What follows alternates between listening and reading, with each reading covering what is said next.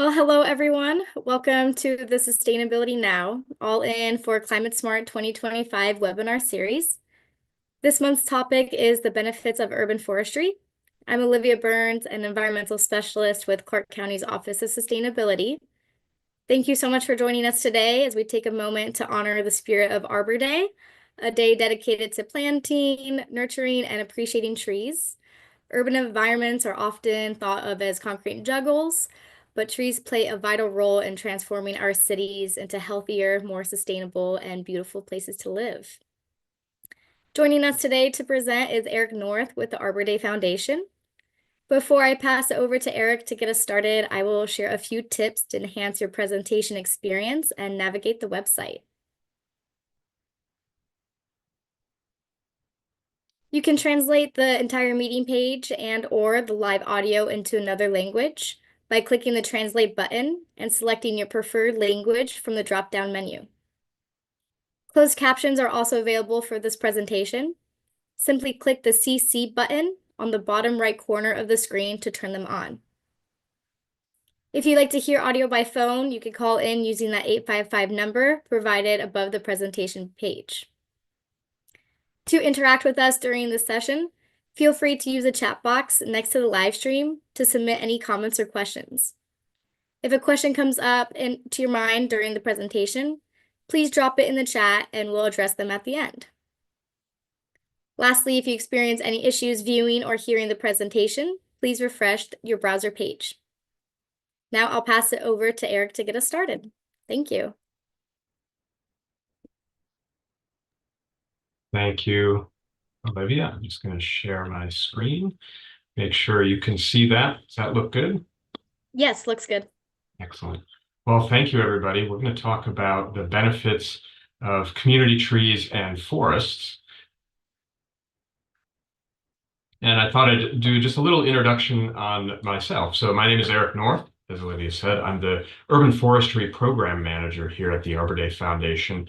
And one of my primary roles is to lead the Tree City USA program, which is a free annual recognition program for communities that meet 4 of our standards. And I'll talk a little bit more about that program as we get into it. But I'm also a trained urban forester and a nature lover. So these images are a few of the fun ways that I've interacted with trees throughout my career. I'm coming to you live from Lincoln, Nebraska, which is the headquarters of the Arbor Day Foundation, but I actually live in Minneapolis, Minnesota. And this is a photo of me in a canoe in the Boundary Waters canoe area, taking photos of all sorts of trees in their natural setting. But I'm also a trained scientist, and I've done a lot of research on trees and their growth habits, specifically in urban and community forestries. And next to that, I'm also an arborist. I'm a certified arborist by the International Society of Arboriculture and have done a lot of tree climbing for fun and for work as it pertains to research and managing and taking care of trees. And it's a lot of fun. If you've never gotten a chance to climb a tree, look for those opportunities. They don't come along very often, but it is a lot of fun. The Arbor Day Foundation, for those that don't know, we're a global nonprofit that inspire people to plant, nurture, and celebrate trees. And we work with communities, we work with nonprofits, we work with for-profit organizations, members, donors, work with communities, state agencies, and internationally we have teams of people working all over the globe to help us plant trees and work with our partners to get trees in the grounds where they're most needed. The Arbor Day Foundation started here in Nebraska in 1972, so we've been around for a little more than 50 years, and we wanted to expand the holiday beyond tree planting to making sure that we were getting our networks information about urban forests and trees and the benefits that they provide. So for those that are not familiar, sometimes I get questions about what are urban and community forests. So these are 3 photos here. These are all potentially urban and community forests. I know not all communities think of themselves as urban areas, and not all communities think of themselves as cities. So that's why we talk about community forests. But it could be a natural forested area within or right next to a city, a town, a village where you live.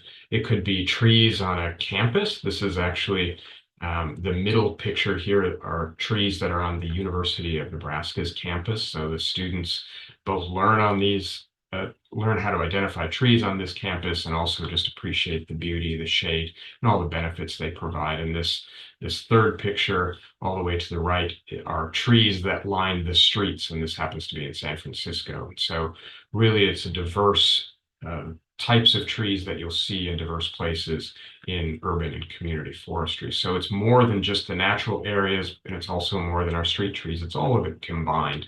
And really, we look at urban forest to provide benefits to the human residents of our communities. For those that love to read, this is a wonderful book that came out a few years ago. It's The Natural History of Trees and of Urban Forests in the United States. And I'm going to walk you through just a brief bit of history. So the 1700s, as Europeans were really starting to settle different communities in this country, they brought trees and plants from wherever they were coming from, and they planted it. And mostly it was for aesthetics, maybe a little bit for food in the case of apple trees or some nut trees. But that was the primary purpose. And in the 1890s, Massachusetts set out the first tree warden laws, and that really was this establishment of what we think of as urban forestry or urban and community forestry in a formalized sense. In the 1930s, there was a disease that came through called Dutch elm disease. One of the most common and popular urban trees was the elm tree because it really survived well in what can be really tough urban conditions. And this particular disease wiped out a lot of the elm trees, and it moved kind of slowly throughout the US. So in the 1930s, it was discovered in the East, and then that disease progressed further and further west till in the 1970s and 1980s. It was really impacting a lot of communities throughout the United States. And sort of out of that disaster of Dutch elm disease, a lot of shade tree laws and conferences started happening in the 1960s, 1970s. Foresters and urban foresters began to realize they really needed science and techniques and technology that addressed trees in our urban environments, because they're different than our forested environments. And so we needed laws and we needed conferences to share information. And so a lot of what we know now, we really owe to the early work in the 1960s, 1970s. And then really from the 1990s to today, there's been a shift from trees as just kind of nice to have aesthetics, right? They're pretty and that's great. And that's certainly a benefit of them. But really now we encourage communities and community leaders to see trees as vital pieces of infrastructure that provide benefits similar to our electric lines and our roadways. These are all vital pieces of infrastructure to make sure our communities move smoothly and are good places for people to live. Trees are also vital pieces of infrastructure in many of our communities. So I'm going to go through some of the benefits. The aesthetics I already mentioned. I mean, who doesn't love beautiful flowering trees? We're just coming into springtime here in Nebraska, so we're just starting to see some of these trees flower up, and it really is pretty and beautiful. But besides the aesthetics, that's attracting pollinators and birds and wildlife and all sorts of great things that really help make our cities healthy and livable. There's also a lot of cultural benefits to trees and trees that are in our communities. This particular photo I took while I was working in Botswana, which is a country in southern Africa. And this is a woman here making baskets out of the lala palm fronds. And so it's an amazing process where they take these trees, they take their leaves and foliage and they boil them down, and then they strip them down into thinner pieces so they can weave these very intricate baskets. And it's an important part of their culture. And in this particular group of women, they started their own business. And they sell these baskets to the community, to tourists that come through. And so really amazing things that trees can provide just in the cultural values. There's all sorts of community benefits, and community here meaning the community of people. We, of course, at the foundation love trees, but really we love trees because of the benefits they provide to people. These are all sorts of communities and folks that we at the foundation have worked with to plant trees in their communities, to set up a sense of really community between all the people that live there, and bringing folks together regardless of how else they might whatever else they might be doing in life. This really gives a common thing for folks to gather around, participate together in making the places where they live better, healthier, more comfortable places to live, work, and play. Trees reduce urban heat. So maybe some of you are familiar with things like the urban heat island and how hot it can be. Of course, this is true no matter where you are. And this picture all the way to the left, this is a picture of the Twin Cities in Minnesota, Minneapolis and St. Paul. That's the Mississippi River, the big blue line running down. And all around that, those red colors, that's where it's really hot in the summer months. And where you start to see the green, it's not only by the water, the green and the yellows, those are where you see a lot of trees. So the deep red is where it's in probably our downtown areas or more of our business districts, big roadways, things of that nature. And so trees can help soften, they can absorb some of that heat. They have evaporative cooling that comes off as they take water in and pull that water from their roots all the way into their leaves. And as that evaporates, it has a cooling capacity to the surrounding area. And the shade, of course, provides some break from the summer heat. So if that's shading your house, if that's shading you at a park bench or wherever you're at, it can help reduce not only the heat that you feel, but it can also reduce the cooling demands that might be from air conditioning units that are cooling your house. So trees really help us with this urban heat. This is just I promise the only graph that you'll see in this presentation, but this is just a really nice, quick picture to give a sense of what it can be like in terms of temperature difference. So you see there can be quite a large swing, especially when you look at that downtown core. Lots of buildings that are absorbing heat from the daytime, and the metals and the bricks, all of those types of materials that absorb, hold that heat, re-release them at night as the rest of everything is cooling down. But then you look at where the heat dips just a little bit as you go over a park or when you get into some of the residential or rural areas where there are more trees than there are these hardscape buildings and roadways that hold that heat and radiate it back out. The trees really help to soften that. So wherever we can get trees to help mitigate and provide shade, but also that evaporative cooling really helps with reduce the negative impacts of this urban heat island that can be very prevalent in our cities. There are also a lot of human health benefits. There's some very obvious ones like cleaning the air. So trees can help pick up some of that particulate matter that's floating around in the air. The trees also really help reduce stress in people. There's a great set of research that has looked at um, how people's stress hormones change as they're around more or less trees. In fact, an interesting study design, the researchers stressed people out by giving them a task that was kind of would raise their stress level. And then every time somebody would complete a task, a researcher would come by and wipe it off the table and say, nope, that wasn't right. You got to start over. And so people were getting more and more stressed. And then when they were done with whatever the task was, they showed people different amounts of green, just even photos and videos of green landscapes in cities. And the more green that was in the more trees and the more green that were in these videos and photos, people's stress reduced at a much faster rate. So we know that trees provide a lot of health benefits to our mental health, to our stress, as well as cleaning the air and providing fresh oxygen for all of us, which is really a fantastic benefit of trees. They also really help us manage water. So this is a photo I took in Vancouver, BC in Canada. And in the foreground there, you see three little turtles and a duck and a few little ducklings. You know, they don't exist in dirty water, right? You don't see that wildlife that's around when waters are really polluted, which can happen in a city.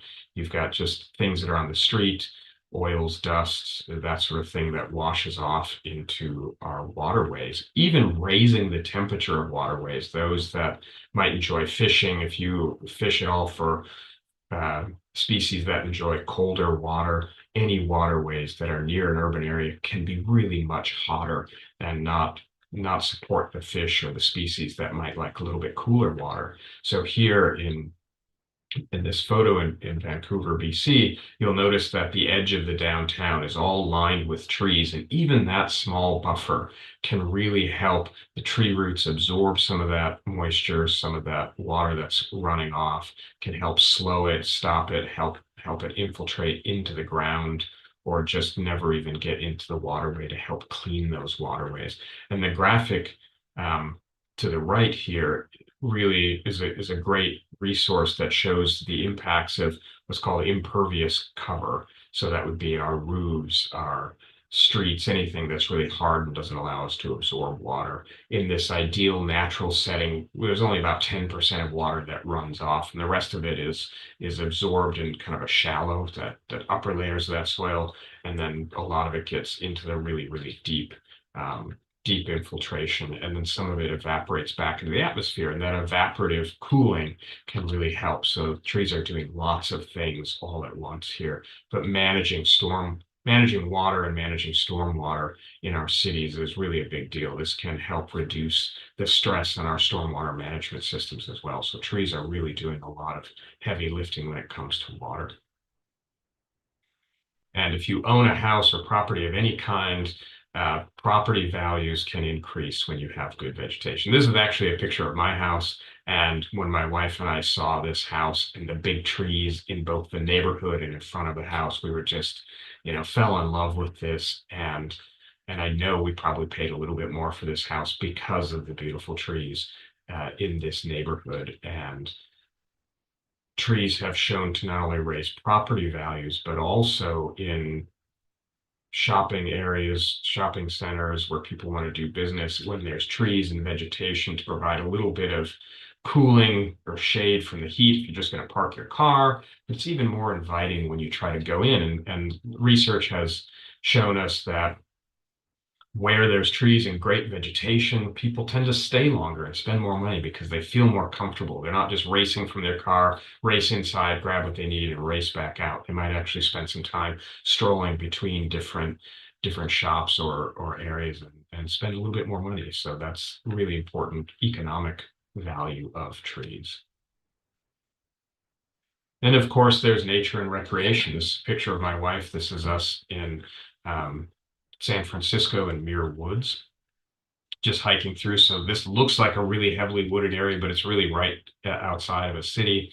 And it's a great place to go and hike and kind of feel like you've gotten away from it, even though, I mean, we had just parked the car and we're not that far into this trail, but you really get a sense of being part of nature. So wherever those trails may be, even if they're in the heart of a city in a park, just gives you a sense of a place to really have some recreation and enjoy your time.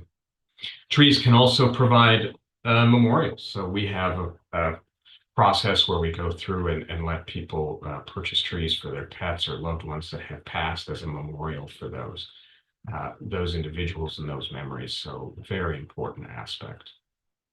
And trees are great unifiers of generations. People that live in their communities and can plant trees in their communities. It really is an amazing opportunity to get all generations involved in tree planting. And that brings me to Tree City USA, which has been around since 1976, and it was a joint project with the National Association of State Foresters and the U.S. Forest Service to help establish a set of basic standards for cities to meet to raise awareness and really get buy-in to supporting urban and community forestry. I just love this. This is one of our state coordinators, Mike Brunk in Illinois, saying that the investment in urban forests, really any forest takes time, and we as foresters know that. And the Tree City USA is really a promise and a commitment for future canopy that we may not see for 20 or 30 years. And just to give you a quick nationwide impact of the Tree City USA program and our annual community accomplishments, we have over 3,500 communities that have spent $1.7 billion collectively on urban forest management, which is just an astounding number. But even more astounding to me are the number of volunteer hours, 1.1 million volunteer hours in these communities, which is great. And about 47% of the entire nation lives in a tree city, which is great. And in Nevada, we have 12 tree city communities. About 52% of the state lives in a tree city, the largest being Las Vegas, and planted collectively around over 3,500 trees, which is great, and had collectively around 6,000, over 6,000 volunteer hours, which it is equivalent to over $200,000 in services provided to communities. So that's really an amazing thing. And you can see the pride people have when they take a hand in their tree cities in helping plant trees, helping celebrate trees for people from all walks of life, which is really fantastic. And in 2026, as America is celebrating its 250 years, Tree City will be celebrating those communities that apply in September of 2025 and will be entering into the 50th year of the Tree City program. So we're really excited and happy to celebrate those communities and their great achievement, which is just fantastic. There's lots of ways to get engaged. If you don't really necessarily want to plant trees, you could host an event, but you could also just get children involved in nature and thinking about it by hosting events. You can have or pay for to have a commemorative tree planted maybe in your community and just celebrating trees. I mean, it can be so much fun to participate in events in your community. We also have the Alliance for Community Trees, which is a great network of partners, planting partners that help us really do the work on the ground in your communities. And the benefit of that particular program is that when people feel connected to their communities, they're more likely to care for it and care for each other as residents. And trees can be the best link to the landscape for a community. This is what some of the members of the Alliance for Community Trees have talked about. And I think it's great to remember that trees can really help people come together to do great things. And I want to challenge you with the what if. What if you just did something to help improve your community through trees, whether it's reducing the heat, reducing energy use, just beautifying neighborhoods, cleaning up, really taking a lot of pride in what trees can do in your neighborhood. There's lots of ways. So the Arbor Day Foundation, we do a lot of things in a lot of different ways. So there's many ways to get involved. I encourage you to go to our website, take a look at what speaks to you and how you might be engaged with the Arbor Day Foundation in your community, whether it's through a tree city or a tree campus, if you're K through 12 or a university or a healthcare. You can all participate in these programs as well as Tree Line. So for our utility folks, lots of different ways to be recognized for the great work that you're doing and to get a little bit of a roadmap for how to do even more.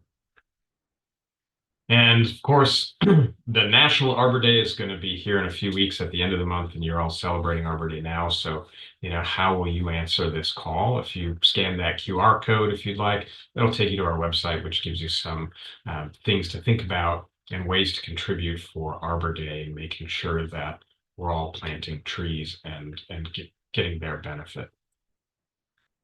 And I want to leave you with this quote: "The true meaning of life is to plant trees under whose shade you do not expect to sit." And that's a really powerful message to think about. We're planting trees. It's a really selfless act to give to the future generation. So I certainly love planting trees and helping and inspiring others to do so.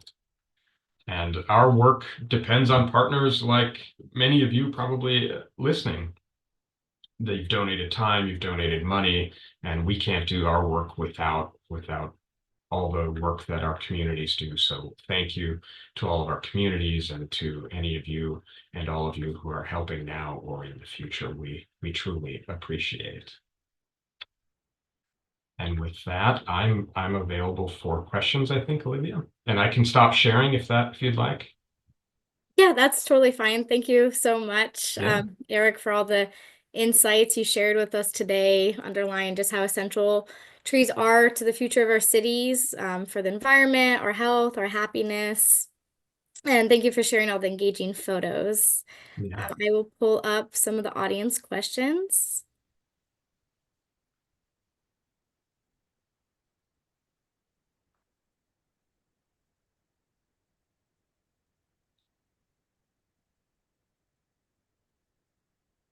I'm going to share my screen so you guys have something to look at while we go over some questions.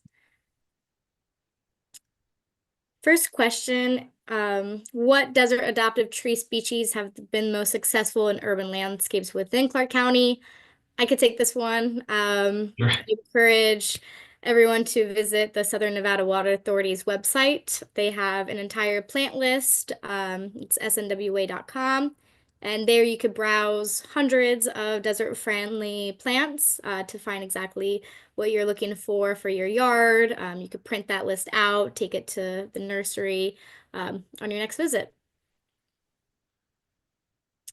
Next question. What's the best way to stay updated and get involved with the Arbor Day Foundation's tree planting programs? Yeah, there's lots of great resources on our website, which is designed specifically to help you find the level of engagement that you'd like to do. We have newsletters that you can sign up for and different ways that you can participate if you're a corporation or if you're an individual to figure out what's going on in your neighborhood and what's going on close to you. So I would invite you to go to the website and take a look and figure out which we have lots of ways to be involved. And so, depending upon whatever speaks to you, one of the ways that some of our community members are really involved is to take one of our recognition programs, like the Tree City USA program, and really help your community achieve those standards and getting involved. And then you'll get other information from us throughout the year. Great, thank you. Another question relating to Clark County, so I could happily take it. What strategies are being implemented to maintain and expand tree canopy coverage in Clark County cities? Well, here in Clark County, we have our community canopy project, and that is in partnership with the Arbor Day Foundation to provide residents of Clark County free trees to plant in their homes. You can visit our website. It's allinclarkcounty.com, and you click on the Stay Cool Clark County page, and there you could learn more details about our program and how you could claim your tree. And we'll take one more question. Do trees planted in pots help or just the ones in the ground? Can you share some insight on that, Yeah, Eric? that's a great question. Yeah, I think trees planted in pots can also help. Of course, the more it's like anything, the bigger the tree, the more benefits it provides.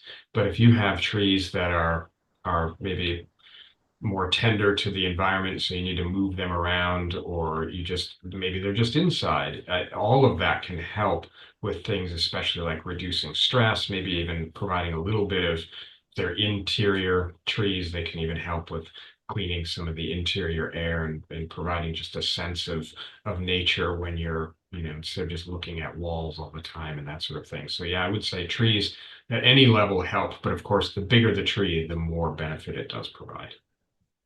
Absolutely. Yes, any little bit helps. So we encourage everyone to take what they learned today and find ways to support urban greening efforts in our neighborhoods, whether that's planting a tree, supporting local initiatives, or advocating for more green infrastructure in city planning. That is many ways you could get involved. But that is it for today's questions. Before we end today's presentation, I'll just quickly go over some upcoming events that you might want to join us for here in Clark County. So we do have our webinar series. So thank you again, Eric, for presenting for April. Our next webinar series will be on preparing for summer's extreme heat. So we all understand how hot it gets here in Southern Nevada. So if you want to find ways for heat relief and preparedness, please join us for the next webinar series. It's April, so it is Earth Month, and Arbor Day is coming up at the end of the month as well. So there's many events you could join us for Earth Month and Arbor Day. Here we have the City of Las Vegas, and they also have a tree planting program here. So if you want to help plant some trees in our local park, please sign up for that. April 19th is Earth Day at Springs Preserve, so you could come join us. We also have a tree giveaway there, so it's first come, first serve. We'll be there from 9 a.m. to 4 p.m., so hope to see you there as well. This coming weekend, Saturday and Sunday, we'll be at UNLV for their Powwow for the Planet event. Again, another Earth Day event, so hope to see you there. You could come say hi to the All in Clark County table. And all these events you can find on our website. Some are register, some are show up. So all the details are at allinclarkcounty.com/events. We have our stewardship events. We have one next month in May, and then the rest are in the fall. So if you want to join us with Lake Mead National Park and Red Rock Audubon, we'll be doing some cleanups and doing some birding as well. But yeah, that is about it for today's presentation. You could give us a follow on social media to stay updated about our upcoming events, sign up for our newsletter, get involved with any of our different sustainability initiatives here in Clark County. We look forward to seeing you at all the upcoming events. And thank you again, Eric, for joining us for today's presentation. Really appreciate it. And thank you to the audience for joining us today. But that is it for today's webinar. I hope everybody enjoys the rest of the day, and I will be ending the live stream. Thank you.